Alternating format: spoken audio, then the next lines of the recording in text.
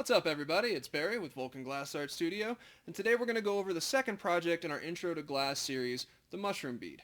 Now the mushroom bead uses a lot of the same techniques that you learned in our previous video, the twisty bead. However, it adds a lot of control and a little bit more design to the process. So as always, on screen you have all of the tools and glass that you're going to need for this particular project. Make sure you like that video, hit that subscribe button for future notifications, and let's get started.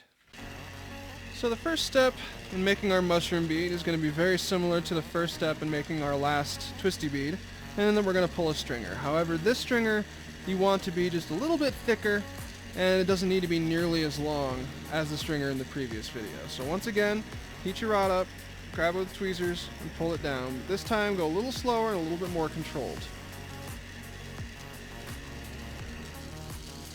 That's all you need.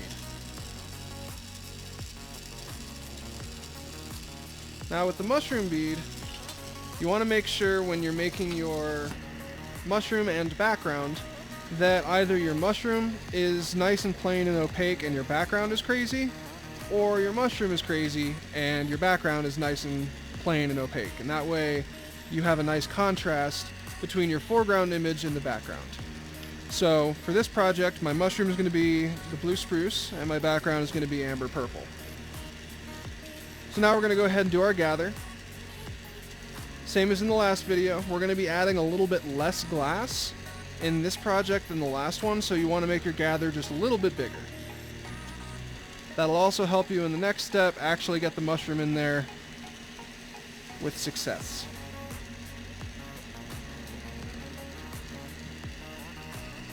Alright, that's probably good. Now this time, you want to let your bead cool down.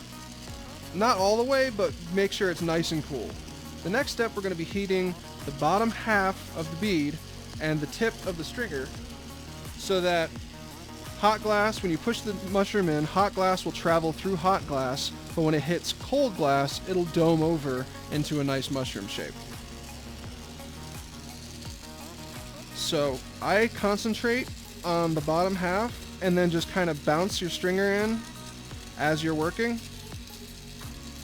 And that way, the stringer tip will always be nice and hot, but it's not going to deform and get real large. And as soon as your bottom half of the mushroom bead is ready to go, your stringer's ready to go.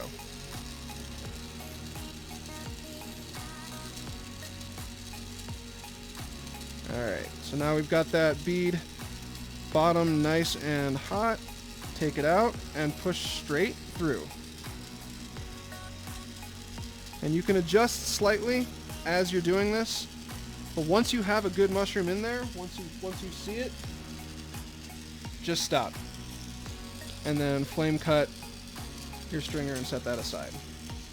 So you can kind of see, let's see here. You can't really see it, but we got a mushroom in there right now. So now, next step is just going to be to round the whole thing out and get it back to being a spherical ball. And in this, make sure you focus a chunk of your heat on the bottom of the bead, because that is where the most change has occurred. Now the other cool thing about the mushroom bead is in the next step, when you define the back, you get to decide which way your mushroom is being viewed from, which one looks the best to you.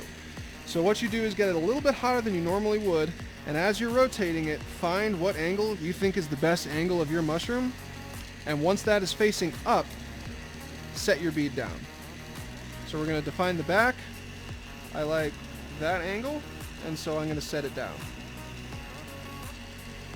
And remember to set the rod down on the graphite with your bead so it stays on one nice level plane.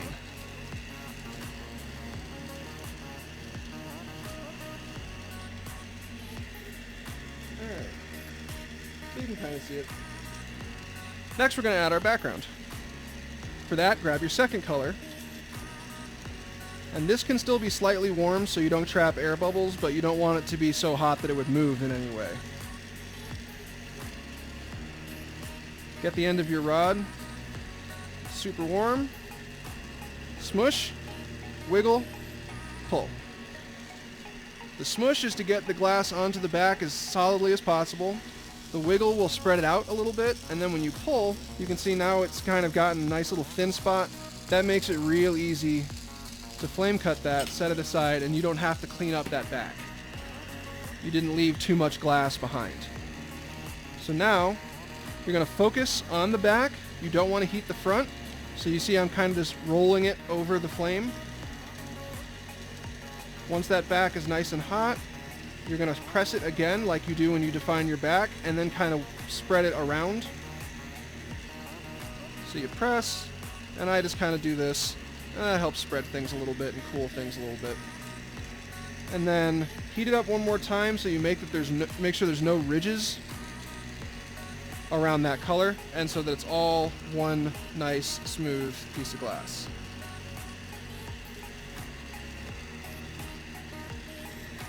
Because I used amber purple, you're not able to see the color all that well right now, but in the pictures in the end you will see how this one came out. So now we're going to go ahead and do our loop. Same as we did in the last video, you're going to add a handle using a cold seal.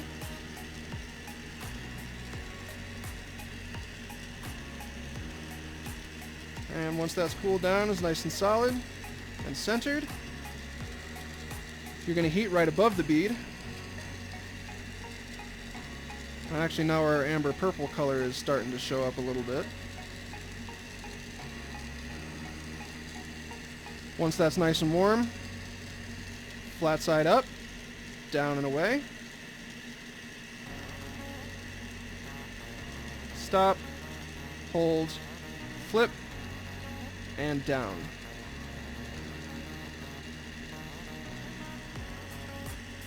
Again, don't let those two touch. Wait for that to stop moving, and then flame cut.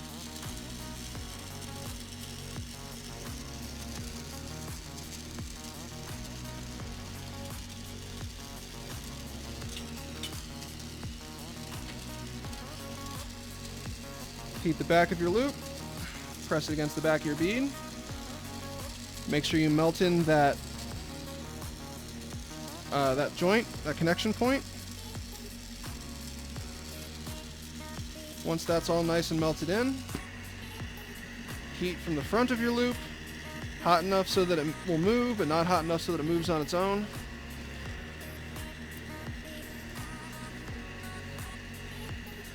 Straighten everything out.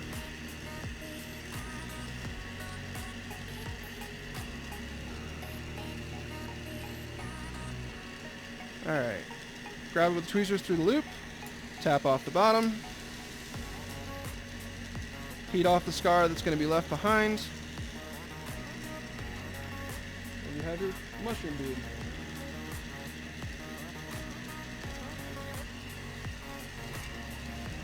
Toss that in the kiln, and you're ready for the next one. Hey everybody, thanks for watching. If you enjoy the content, like the video, hit that subscribe button, and then if you want to support the channel further, check us out on Patreon at Vulcan Glass TV. I'll see you in the next one.